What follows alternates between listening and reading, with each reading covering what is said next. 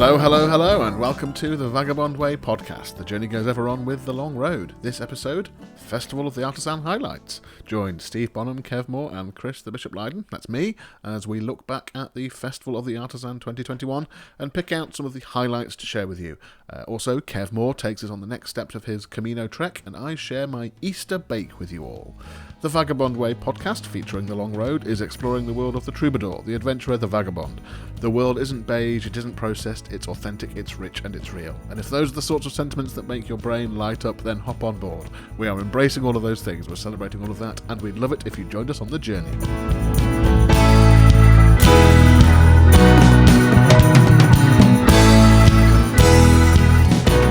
Greetings, I am Chris the Bish Lydon. Thanks for joining us for this, episode number 61 of the show. After a week off last week to recharge our batteries, we return with a look back at the Festival of the Artisan that happened at the end of March and some of our highlights from it. If you missed the festival, you can catch up with any and or all of it at festivaloftheartisan.co.uk. The YouTube videos of the streams are up there on the homepage, and in the days and weeks to come, we're going to be featuring particular songs from the sets, and also labelling up the videos with time codes for when certain artists are on, so they're a bit easier to navigate. But it's all up there. Please do go and check it out. Now, we must say a huge thank you to everyone who helped make the festival possible. Arts Council England as our main supporter. We couldn't have done it at all without their support. The Sausage Man as our main sponsor. Huge thanks to Josh, Hannah and team, especially Mr. Bratwurst. Our other festival sponsors, Hobgoblin Music, Deventio Wines, Delilah Fine Foods and Buffalo Brownies. To all the artists who performed for us, Chris Hall and Hazel Scott as Little Roosters, Bella Hardy, our fabulous Artisan Club, Paul Bunting, Yana Varga, Ed Ramsey and Callon, Elaine Davidson and Nick Jenkins, Blair Dunlop. A special shout out to our own Kev Moore for comparing the whole event so brilliantly, hosting and performing with our Artisan Club, as well as performing in the Long Road set as well. Shout out to our Artisan Music Show guests too, Rob McHale, Ted Russell Camp, Mark Mandeville and Ryan Richards and Mal McWatt. Everyone who joined in our Sing Together project, of course, people from all over the world. The video for that is out now. Just check out our social media on our website. Trish and Gemma, who helped Steve with his Extraordinary Stories project. The new videos for those songs are going to be coming out very, very soon. Gemma and Jared, whose work hasn't yet been seen, as they were there at the festival making a mini documentary of the whole thing. So that video is going to be coming out in due course. Claire and Ellen, who worked on the marketing, social media and press for the festival. A huge thank you to you guys. To the Venture Theatre in downtown Ashby-de-la-Zouch, as Kev was saying, our venue for the festival. Ken, Martin, Paul in particular, who helped us with everything. Thank you. To ARC Radio and to Boom Production Services, thank you for your support of the festival. Now, special thanks from me go to the following people. Matt Gadsby, who was our sound engineer and just did an incredible job looking after all the sound for all the artists and making sure our artists sounded good on stage, felt good on stage, and everything sounded good for the live stream. Just amazing work. Thank you, Matt. To Dan and Duncan from Crosscut Media in Leicester, who did all the camera work and ran the live stream tech. They were just brilliant to work with. So easygoing and knew their stuff inside out. Just brilliant. And Ali Bakewell, our stage manager, who kept everybody and everything on course for the whole event. 1,000 thank yous. So, I mean, as you can hear, it takes a village, people, to put on an event, even a relatively small scale one such as this.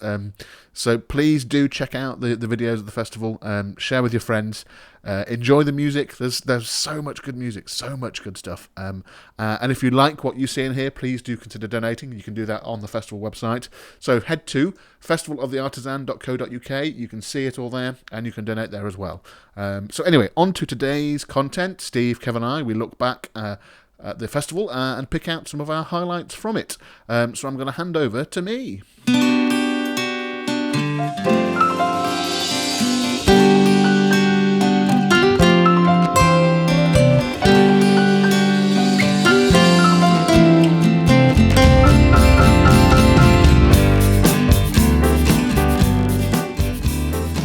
Welcome everybody to this three-way chat between the Long Road. We've got Steve at home in Derbyshire. Hello, Steve. Hey up me duck. There we go. And we've got Kev, who's actually at one of our home from homes. He's at Woodworm Studios. Hello, Kev. I am representing us from Oxfordshire. I don't know what the given greeting is in Oxfordshire. No, I don't know.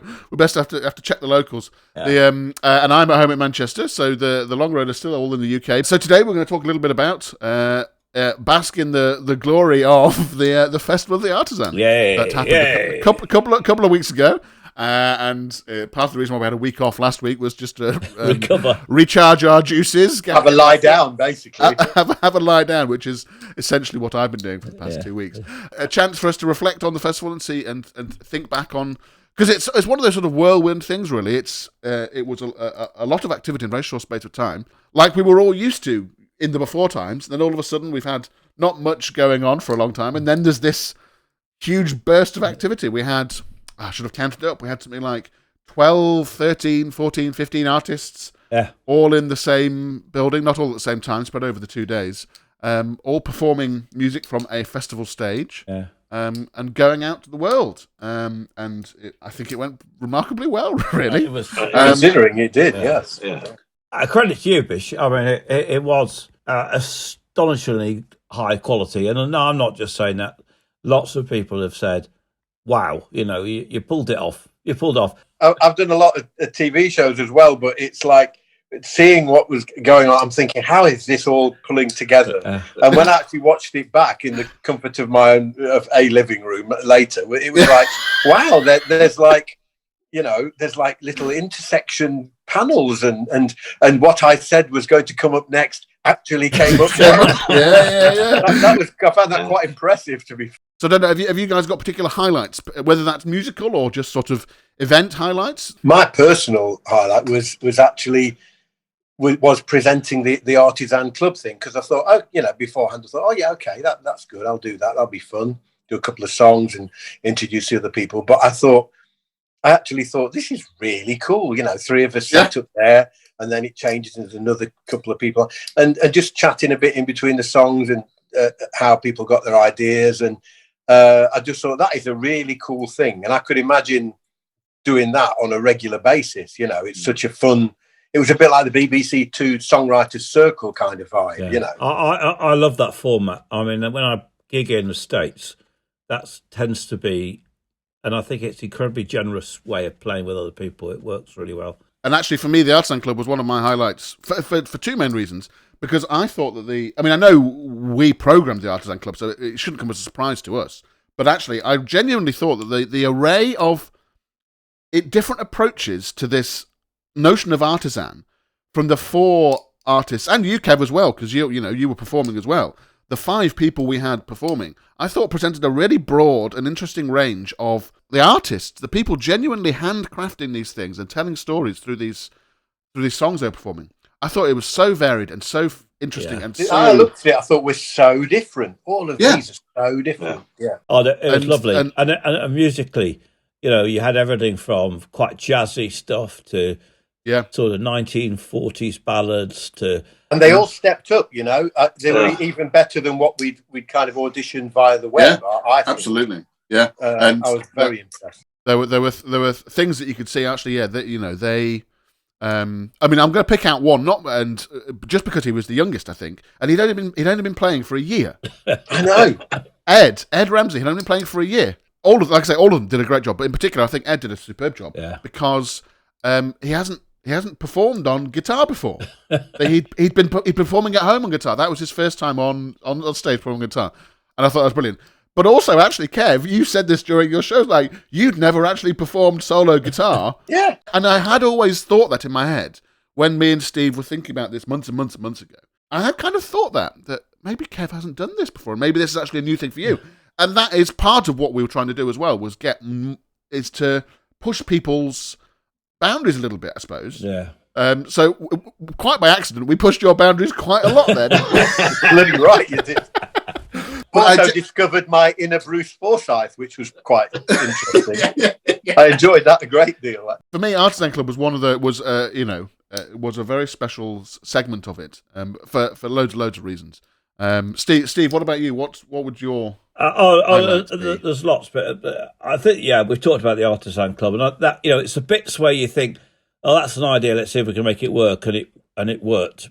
I thought the whole, not including myself in this comment for obvious reasons, but I thought the artists, all of them, really worked, not just individually, but it built up, and it's an awful lot about artisan music and the idea of it, because it was so diverse, yet it never felt awkward or odd, or I was listening to Chris Hall and in Little Rooster, and they were doing all this great Cajun-y, Zydeco, Creole stuff, and then you had Bella come on after that with actually a completely unaccompanied, stark folk song, and you thought, that feels all right, doesn't feel strange at all. Yeah. That feels really good. So that I felt really nice. It felt nice. I loved Paul in the Artisan Club. I mean, I didn't know his stuff before, but he just doesn't know how good he is, Paul. He really doesn't. And he did come out with the best joke when he started singing this song about the sea and talked about it being written in the little seaside town of Chesterfield. And he does that, doesn't he? Just slips them under the carpet when you're not watching. He does, yeah. The tapestry that we were trying to weave, I think, was an interesting tapestry and a wildly interesting tapestry. And it's down to the artist having the guts and the brains to stick with that stuff. I mean, one of my highlights in terms of a particular song, and I think this was shared by lots of people in the room at the time, was Bella Hardy's second to last song. Yeah, I was just about to talk about that.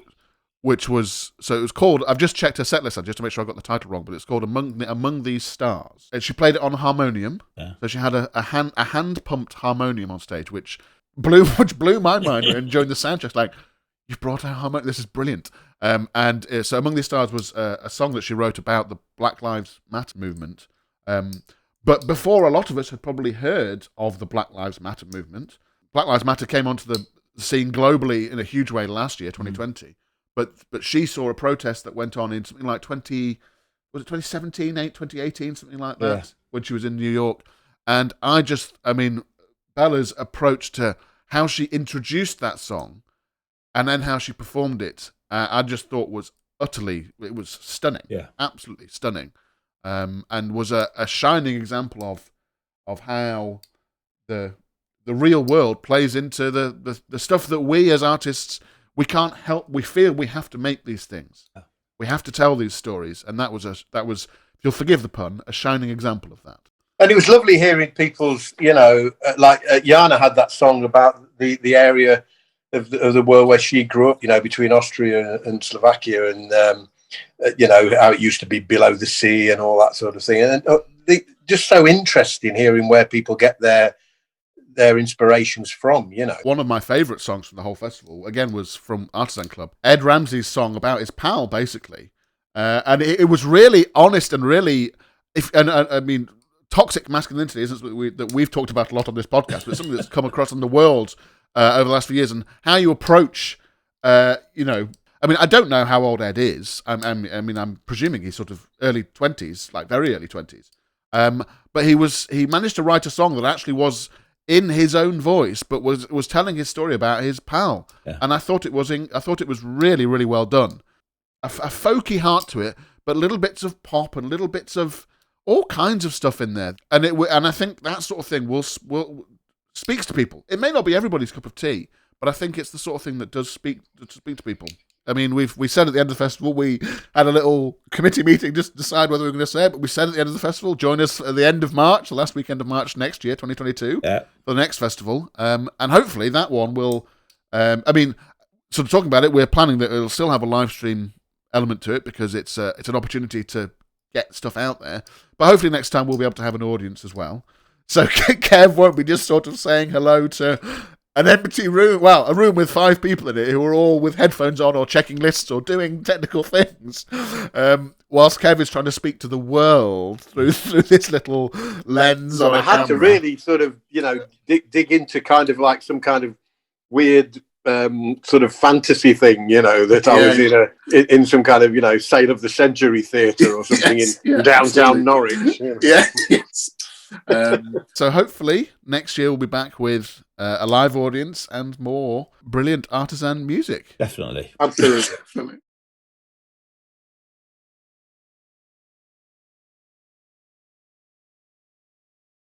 Actually, would have been my highlight was the extraordinary way in which the big man managed to weave in a reference to the Sausage Man at every single opportunity. It was unbelievable. I mean, there was actually some risque humour at one time, if I remember rightly. There was some references. We sailed a bit close to the censorship. Yeah, there was adverse moments.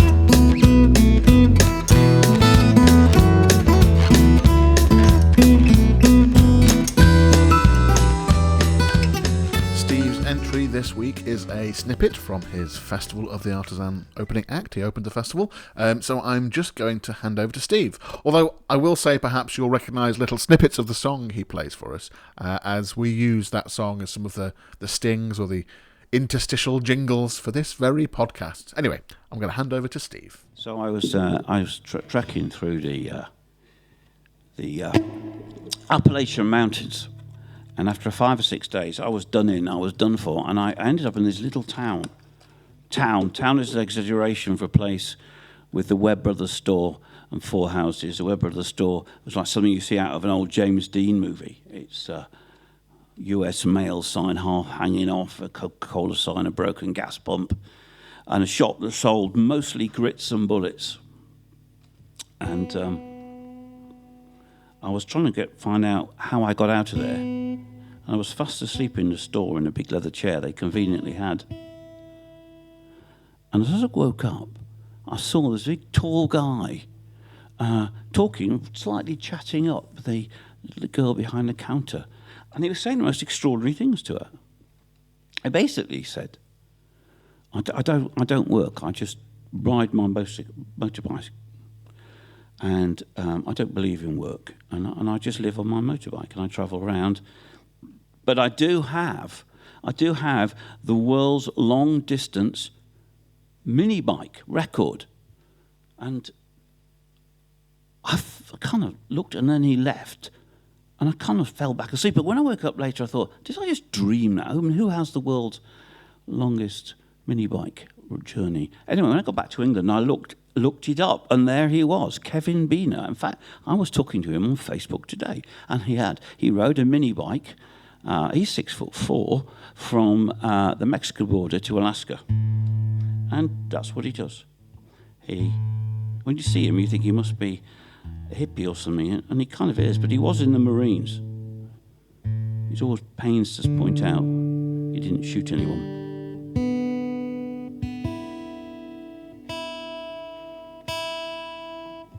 Anyway, the chorus of this song centres on a very famous 11 miles called the Dragon's Tail of up and down and 367 bends. It's the most famous motorbike trip in the States, and not everyone gets around, and and quite a few fall off. I think it's sort of half a dozen fatalities a year or something horrible. And when they rescue the bikes that have fallen off the mountainside, they hang bits of them on a tree at the bottom called the Tree of Shame. And I drove past it, I have to say, not on a motorbike once, and it's quite a mournful sight. So this song is for Kevin Beener and the Ballad of the Dragon Tree.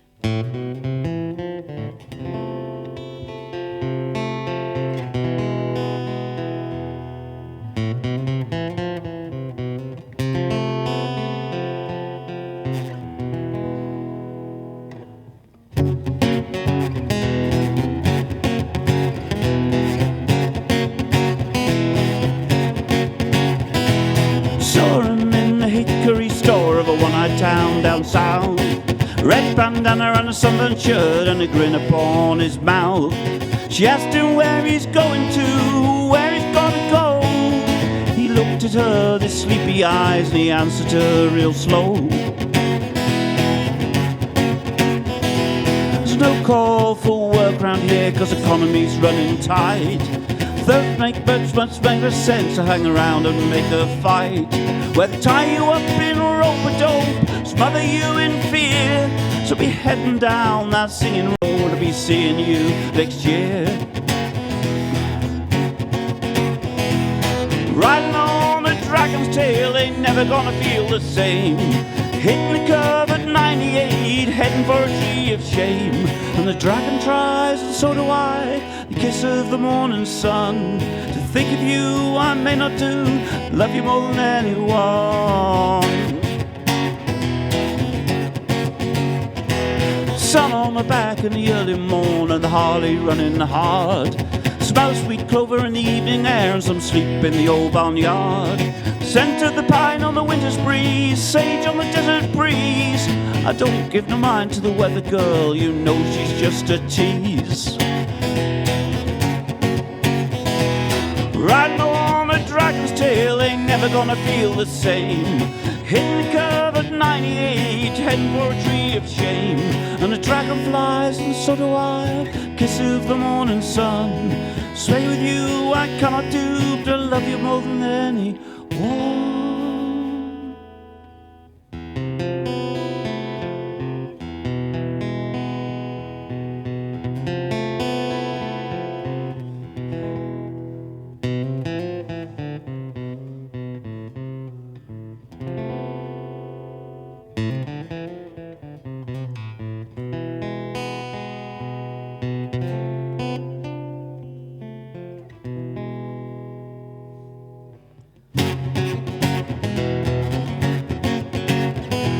Small-time dreams and small-time girls ain't never gonna tie me down. I'm heading out to the borderlands, to the west coast I am bound. Across this mighty land of ours, right to the sunset set. You know I ain't got that much, but dreams with no regrets. Riding on a dragon's tail ain't never gonna feel the same. Hitting the curve at 98, heading for a tree of shame. And the dragon flies, and so do I, and the kiss of the morning sun. To stay with you I cannot do, but I love you more than anyone. Saw him in the hickory store of a one-eyed town down south. Red bandana and a sunburned shirt and a grin upon his mouth. Saw him in the hickory store of a one-eyed town down south. Red bandana and a sunburned shirt and a grin upon his mouth. Thank you.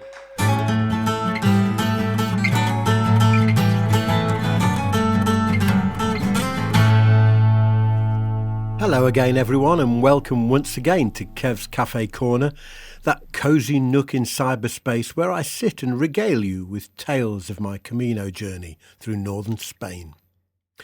You may remember last time you left me on Friday, October the 16th, heading for Cadoveda, and hopefully a cheap hostel found by my trusty bike vanguard Emil. So hoist your backpacks and join me further on up the road. I had a good 25 kilometres to do today, and the first half of it consisted almost entirely of forest. The amount of rain that had come down recently now seriously started to affect my day. I encountered a set of rapids which I had to cross to continue onwards. A raging torrent which, while not particularly wide, could not be easily jumped, especially taking into account the weight of my rucksack. I sat and studied the problem for a while, finally deciding to take off my rucksack. I removed my boots and socks, and I put my flip-flops on and waded through it, using my staff to steady my progress. I then had to trudge up a muddy hill in them before finding somewhere suitable to put my rucksack down again, clean the flip-flops in a puddle and change back into my boots. The place I stopped was a small wooden bench just before the path entered the village of Novellana. On the bench was an inscription, En memoria de Angelinos y Abel, and the words, Caminante no hay camino, se hace camino al andar, and a date, 2019. The quote is by Antonio Machado, a poet of the Spanish literary movement known as the Generation of 98, as they were active at the time of the Spanish-American War. And it means, Walker, there is no path, the path is made by walking, which of course I take to mean you make your own destiny.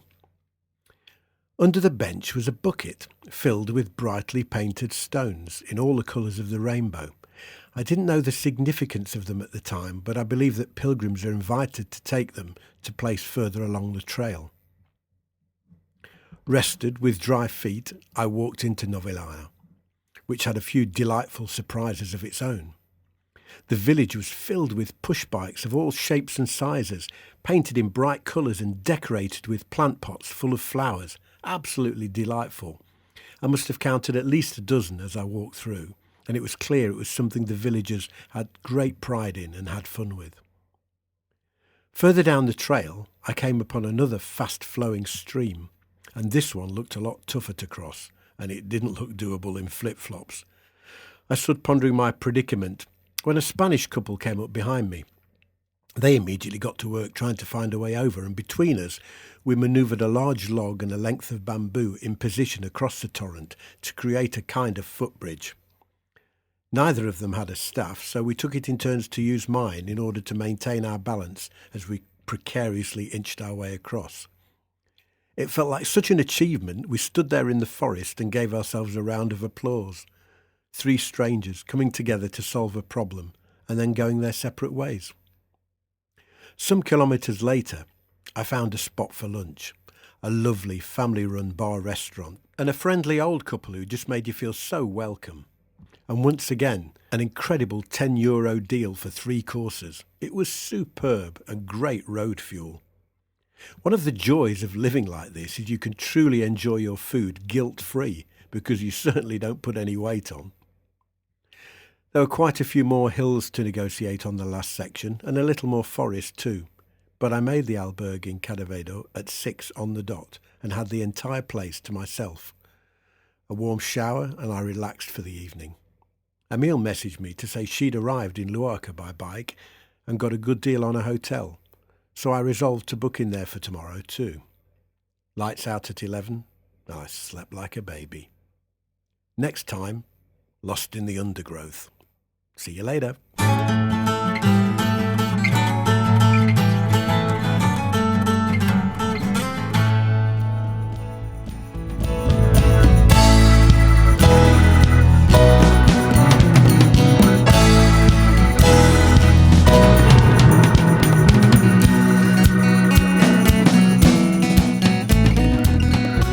Well, it's just been Easter, so why not shoehorn in an Easter bake, thought I, into my Bishop's Daily Bread segment.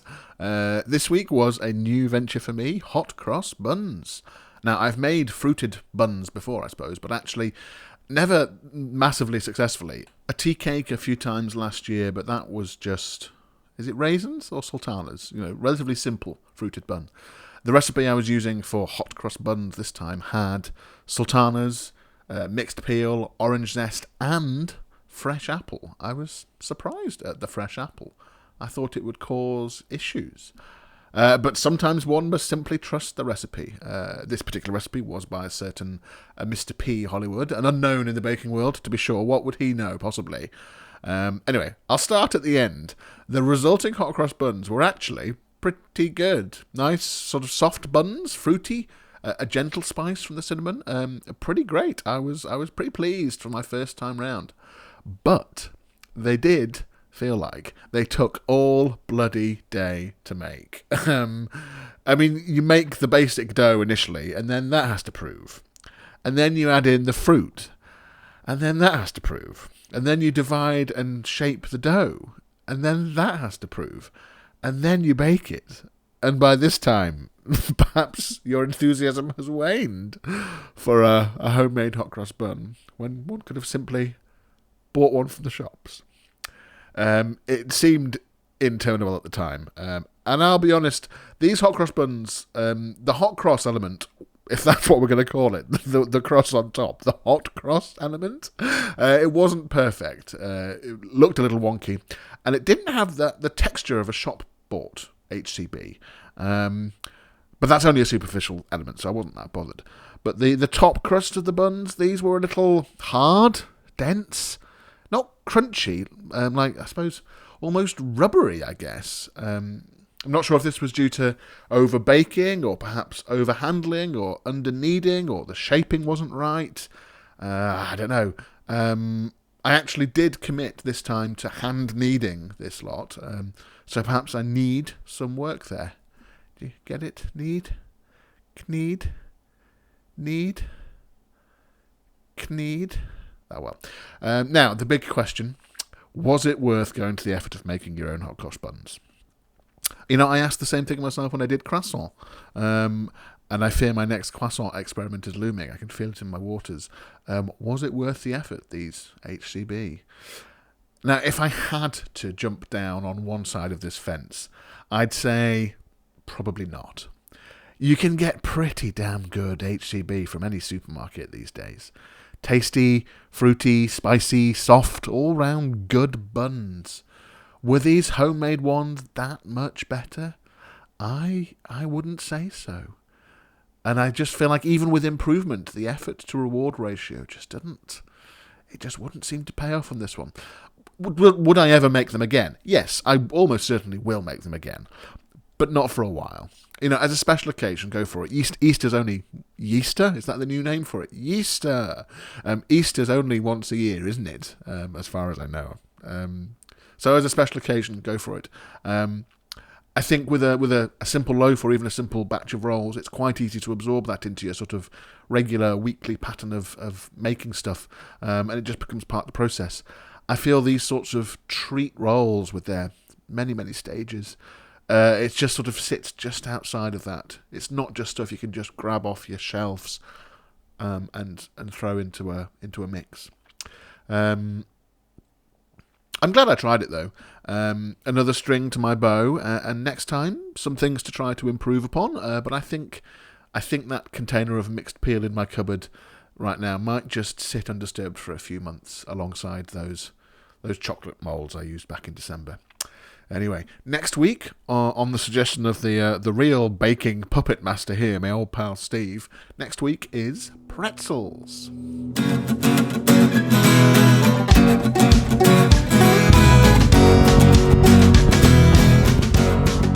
That's it for this week. Thank you for listening wherever in the world you are. Don't forget to subscribe to the podcast. We're on Apple Podcasts, SoundCloud, Spotify, Amazon Podcasts, and now YouTube as well. The next episode will be out next Friday. Join us on YouTube for the Transatlantic Connection show and become part of the Transatlantic Connection movement. Head to youtube.com/thelongroadband. If you fancy buying us a coffee, you now can at buymeacoffee.com/thelongroadband. It's dead simple to just drop us a few quid to support what we do. It even accepts Apple Pay and Google Pay. Super easy. All of our music and merch is on Bandcamp, where you can help support a positive ecosystem for the music industry. Downloads, streaming, vinyls, CDs, the companion book, it's all there. thelongroadband.bandcamp.com. We're on Patreon at patreon.com/thevagabondway. Big thank you to our Patreons and a special shout out to Orla Flynn, James Lydon, Stuart Lydon, Yvette Lydon and Trish Taylor. Thank you for your ongoing support. If you'd like to support us, become a Vagabonder. You'll get free digital stuff and merchandise in the post if you want it. Help us create something different, something that entertains and something that inspires others. So join us on the journey and release the vagabond within. patreon.com/thevagabondway. Thank you once again, brave adventurers, vagabonds and explorers, for joining us on The Vagabond Way. Remember, the world isn't beige. It's authentic, it's rich, and it's real. Embrace every last bit of it. Until next time, the journey goes ever on with The Long Road. Bye for now.